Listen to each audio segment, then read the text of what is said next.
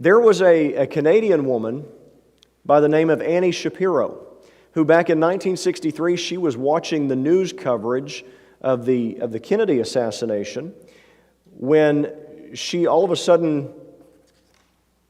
experienced a stroke. Now, I don't know if it was because of the Kennedy assassination, because of the shock. The stories I read don't really tell you that.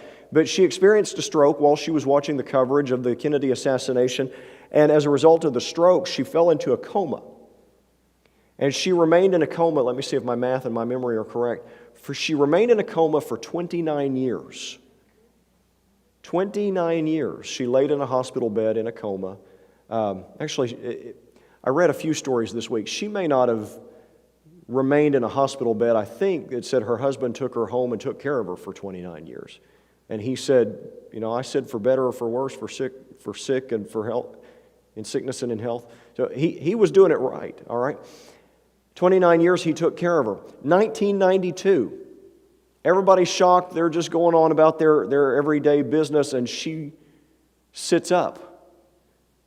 And one of the stories said she sat up and just out of nowhere asked him to turn on I Love Lucy because she wanted to watch I Love Lucy, and his response is,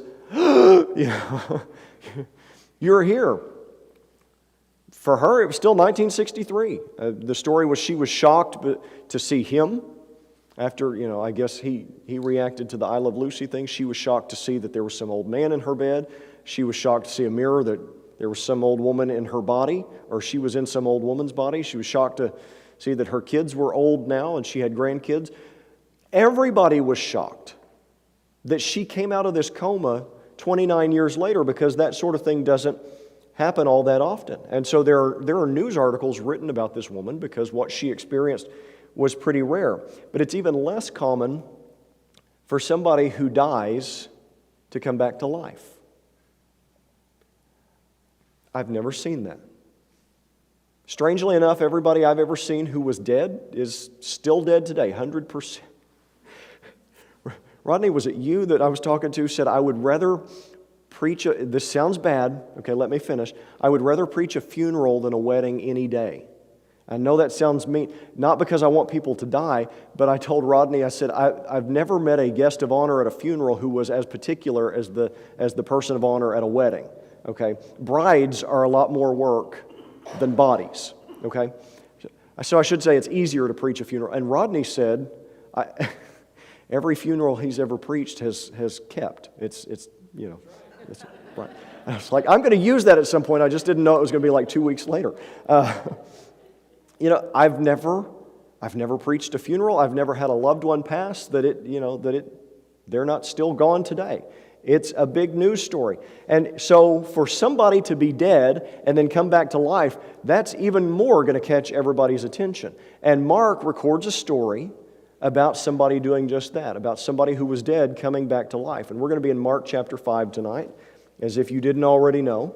But we're going to be in Mark chapter 5, and we're going to look at verses 21 through 24, and then we're going to skip because there's this parenthetical in the middle that we're going to come back to next week, like we did sort of with the Pharisees talking to Jesus in between Jesus' interactions with his family. We'll come back and talk about this story of the woman with the issue of blood, but we pick back up at verse 35 and go through verse 41. And if you once you find it in your Bibles, if you want to stand with me, you're more than welcome to as we read together from God's Word.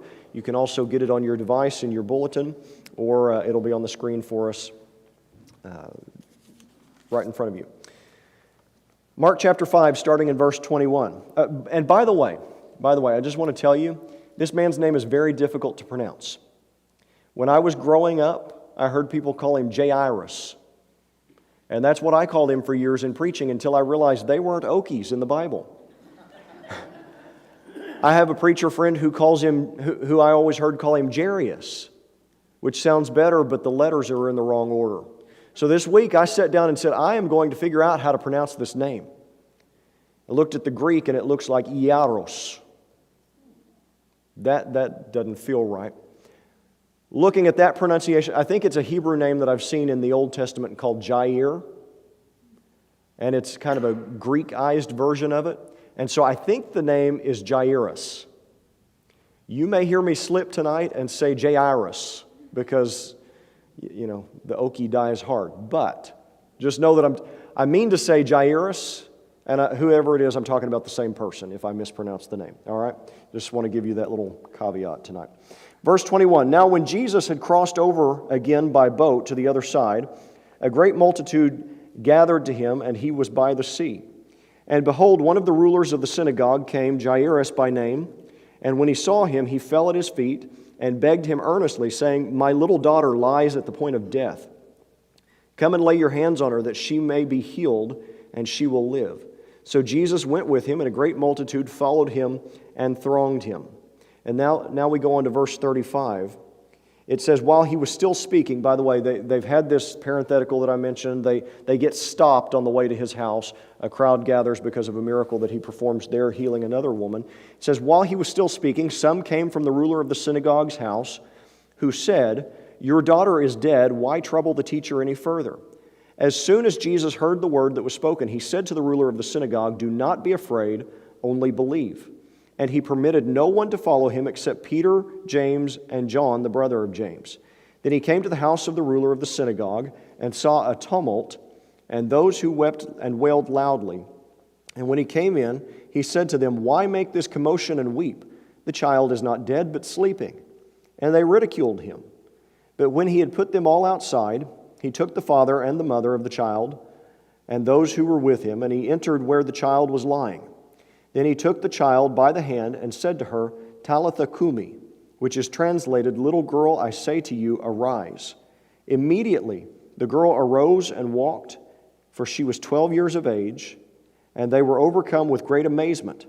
But he commanded them strictly that no one should know it, and said that something should be given to her to eat. And you may be seated. So just to look back over the details of the story real quick, this is right after this is a really busy day in Jesus' life. All right, or I say day, it's been a little over a day at this point. It's 48-hour, 36-hour period, something like that. It's a really busy time. All of these conflicts with the Pharisees, and then he does some miracles. He gets on the boat. He goes over to the other side. He casts demons out. The people are terrified that there are no more demons and that an even greater power is there. Oh, and by the way, he calmed the storm on the way over to cast the demons out. He casts the demons out. The people are terrified of his power. He gets back on the boat. He goes back across. It's got to be early morning. He gets off the boat. The ruler of the synagogue there in around Capernaum, one of the towns there, is there because his daughter is deathly ill, and he believes Jesus can do something to help her. And so he begs Jesus. Jesus agrees to go. Jesus gets stopped by somebody else. And in the meantime, the little girl dies. And his people come to him and say, well, I guess you don't need to bother Jesus anymore. She's dead. Jesus tells him, don't be afraid. Just believe. Trust me. I've got this. So they go back to the house. It says here that he permitted no one to follow him except Peter, James, and John, the brother of James. You may notice in the notes that I've put here in front of you, that's not a contradiction with Luke, when Luke says that it was Peter, James, John, Jesus, and Jairus and his wife who went into the house. This really just means that of all the people that were mixed in the crowd, the random people who'd come out to see Jesus, the people that were just there already, the disciples who were with him, Jesus didn't take a whole bunch of people back to the ranch. He just took Peter, James, and John. He did not tell Jairus, I almost did it, I almost said Jairus. He didn't tell Jairus and his wife, no, you stay here. Now, they were already going back to the house. Jesus went with them, and he only took Peter, James, and John. When they got there, they found all these mourners outside, people weeping, people crying. And Jesus and this small group, including the parents and the 3 disciples, they went in the house. All the mourners that were in the house, he said, go outside. He's telling everybody she's only asleep. They're laughing at him. Everybody is sent outside. He goes in there. He puts his hand on the girl's hand and tells her, Talitha cumi. Now, there are a few of these phrases in Mark where it gives us some language, and then it says, which is being translated or by interpretation, and you may wonder, well, why is it even in there? It's not just a part of the Greek that wasn't translated. It's a trace of the original Aramaic. It's what I've heard some people call an Aramaicism. Aramaic is not, I'm not being exactly precise when I say this, but it was basically a dialect of Hebrew that they spoke. Some people call it Syriac today. That's what Jesus and His disciples spoke on a daily basis. Scholars call these Aramaicisms. They're leftover fragments of Aramaic in the text. Why are they there? They're there as fragments of what Jesus said in the original language He said them in, because the eyewitnesses remembered exactly what Jesus said.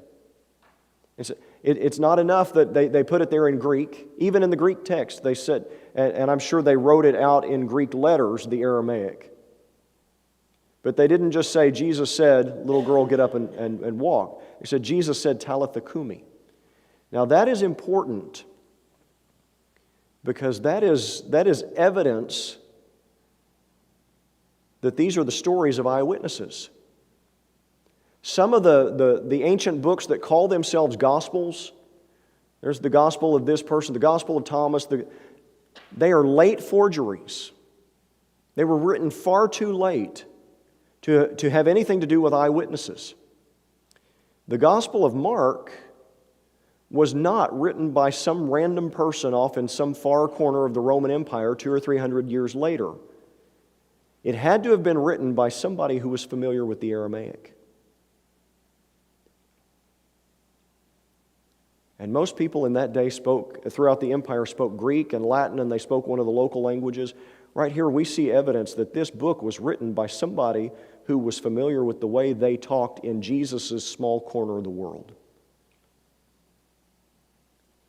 I know I'm getting heavy into the apologetics here tonight, but I want you to understand there's this little clue left for us that lets us know this was not written by some random person hundreds of years later and hundreds of miles away.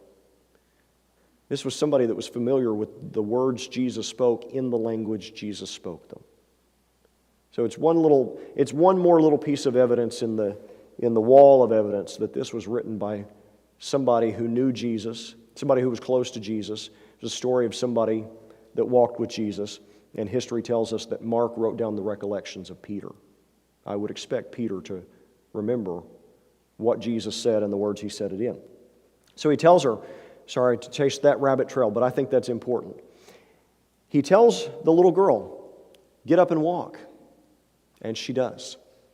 Everybody's amazed. Even though they asked Jesus to come and heal her, I think they were expecting He can heal her. I don't think they were expecting He can raise her from the dead. That's what He did. She gets up. Everybody's astounded. He tells them, keep it quiet, and by the way, give her something to eat. Being dead is hard work. She needs something to eat. And then He tells them to keep it quiet. Of course, they don't. So, we need to understand from this that Jairus showed incredible faith in Jesus. First of all, Jairus risked a lot by coming to Jesus in the first place. We already know that by this point in time, Jesus is often at odds with the religious leaders. The Pharisees already didn't like Him. How many times have we read that they were already planning to kill Him? They already wanted to kill Him. They had already accused Him of working for Satan. I mean, Jesus and the Pharisees were not hanging out together and being friends. And so this man, who was the ruler of the synagogue, according to verse 22, he risked ruining his reputation. He risked maybe even being attacked by the mob in the same way, just by coming to Jesus. Now, by this point, many others have come to Jesus in secret, and by the time Jesus' public ministry is over, many others would come to Jesus in secret. Nicodemus comes to mind. He came to Jesus in the middle of the night. But Jairus was bold enough to come to Him out in the open. He didn't wait till the middle of the night. He didn't wait till Jesus was off in a private corner and came in subtly and discreetly and got his attention. Instead, Jairus went to Jesus when he was out in the middle of everybody. There's a big throng of people there. He was incredibly bold. He must have had he must have had incredible faith that Jesus could heal his daughter. Now,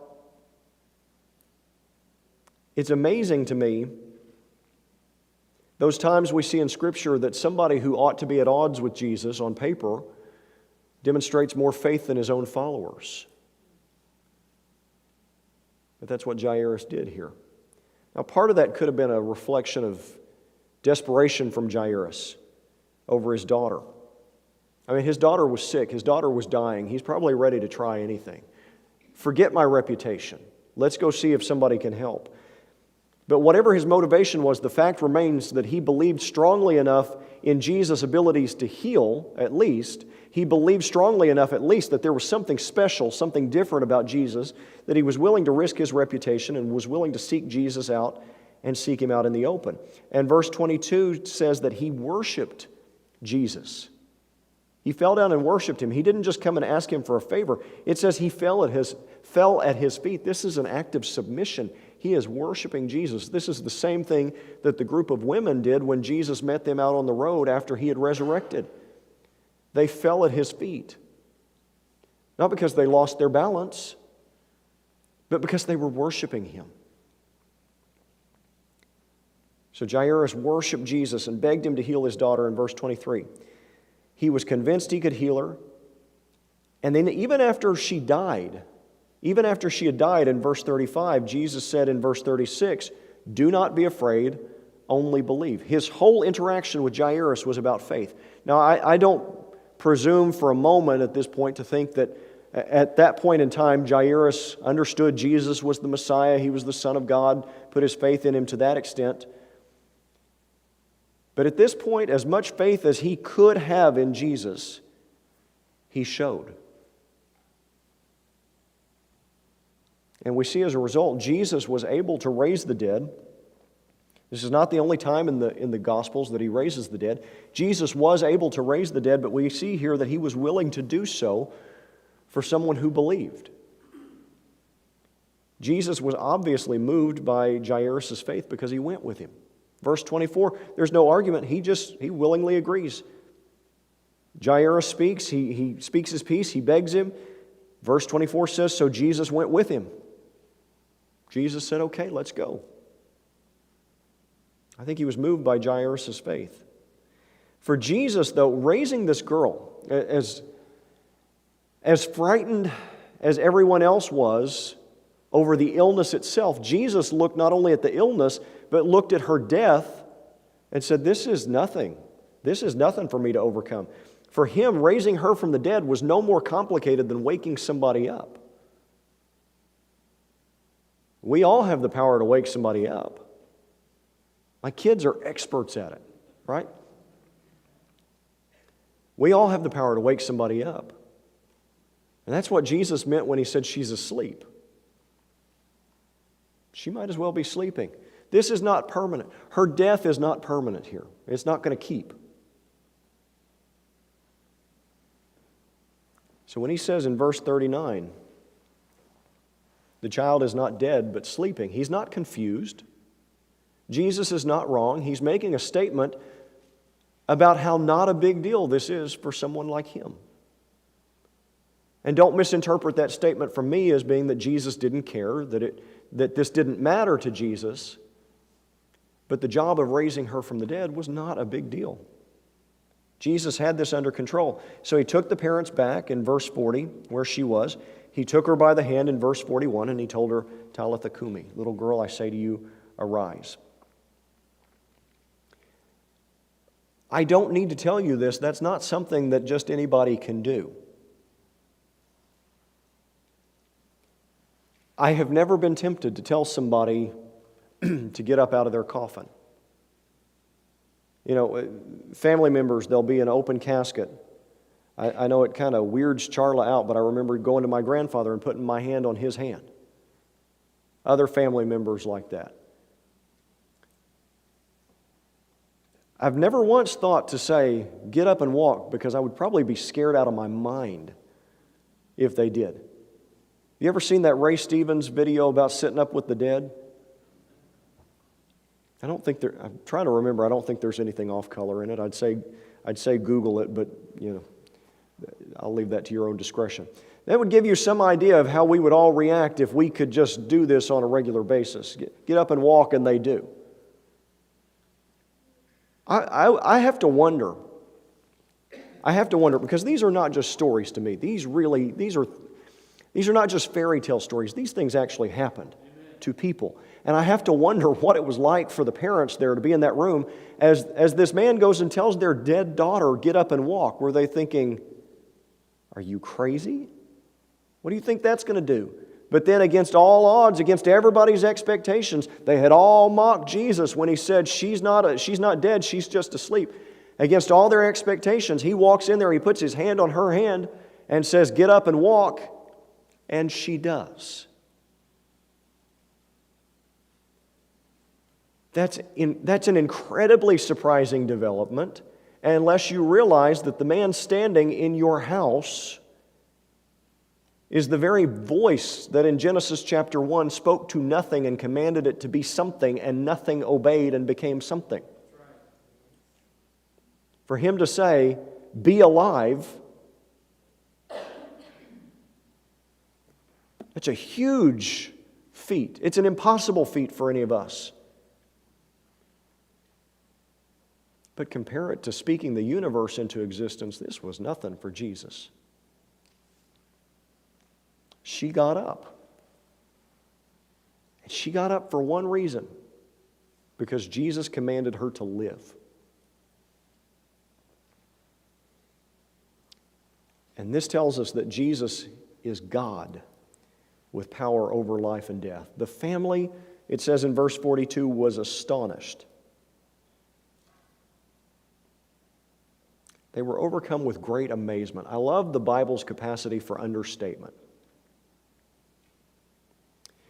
And I read somewhere too where skeptics think the gospel writers can't be trusted because they have this Christian bias, they have this wild-eyed fanaticism.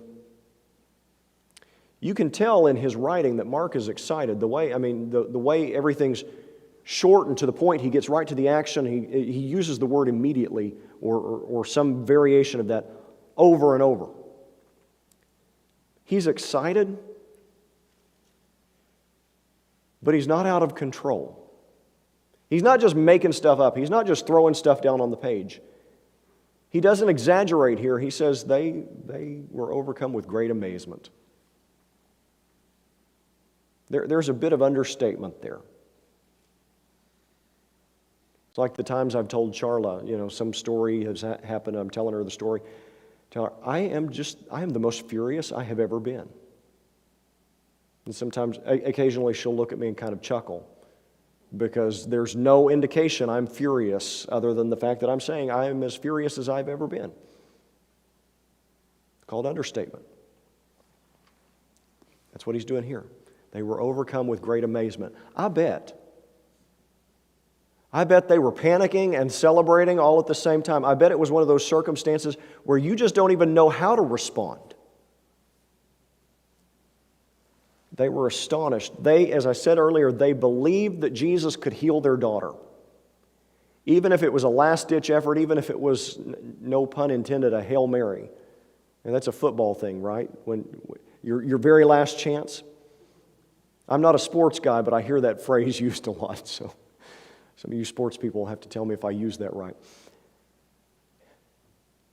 Even if it was a last-ditch effort, they had some confidence that Jesus could heal their daughter, but I don't believe for a second they expected to witness him raising her from the dead when they went and got him. And yet that's exactly what he did.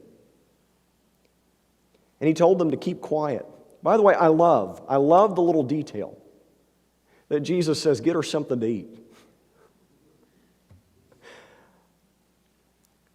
By the way, slipping back into apologetics mode here, the Gospels are all made up. Why would you make up that detail?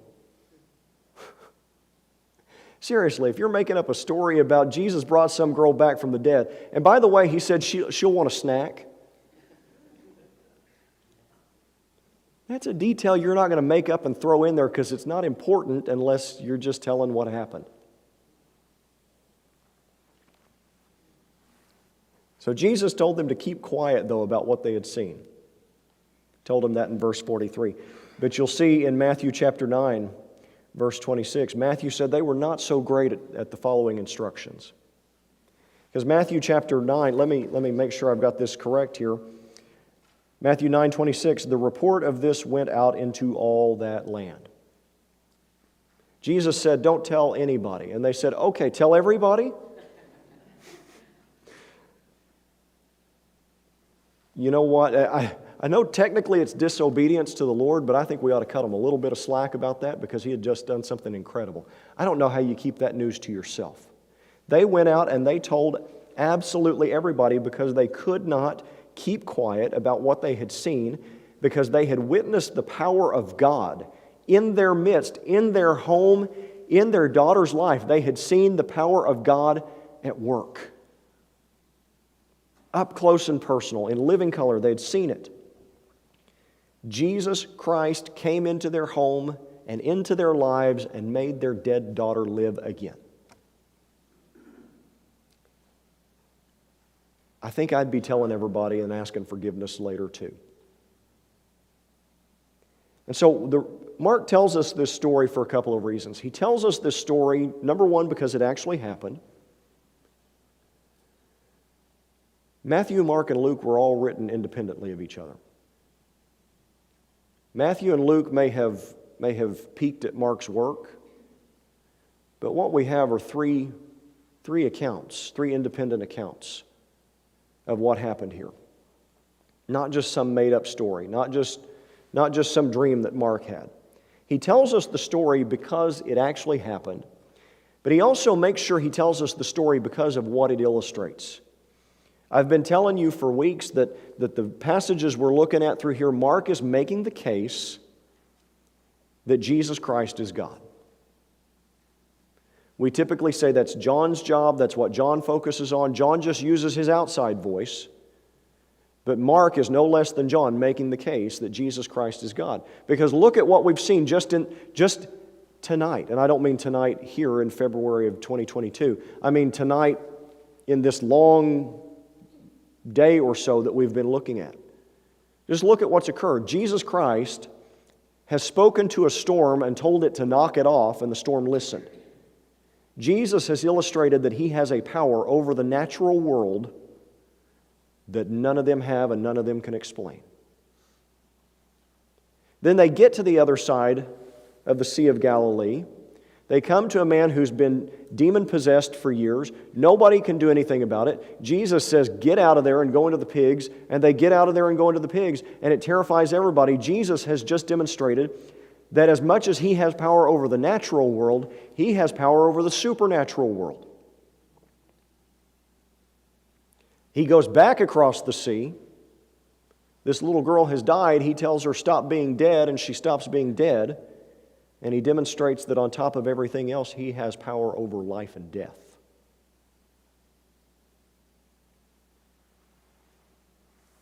Now, if I were to tell you a being has absolute power over the natural world, and absolute power over the supernatural world, and absolute power over life and death, who am I describing? 3 letters, starts with G, ends with odd. Yes, very good. All right. I know you know the answer, but I think you're afraid I'm trying to trick you. And nobody wants to be wrong on the internet. Right? God. Mark is making the case here that Jesus Christ is God, and this is just one more brick in that wall. It's one more exhibit in the case that he's offering. And Mark doesn't tell us that just so we can know Jesus Christ is God, but he's calling us, he's calling his reader. Initially, he's calling his Roman audience, but he's calling us today to put our faith in this God in human flesh who walked among us and brings the dead to life. That's what Jesus came to do. This is one of those, I've used the statement before, and I've realized it's one of those statements that I've heard attributed to every possible speaker. Like some of the Abraham Lincoln quotes and Mark Twain quotes, and sometimes they're the same quotes. I don't know who actually said this, but Jesus Christ did not come to make bad men good. He came to make dead men live.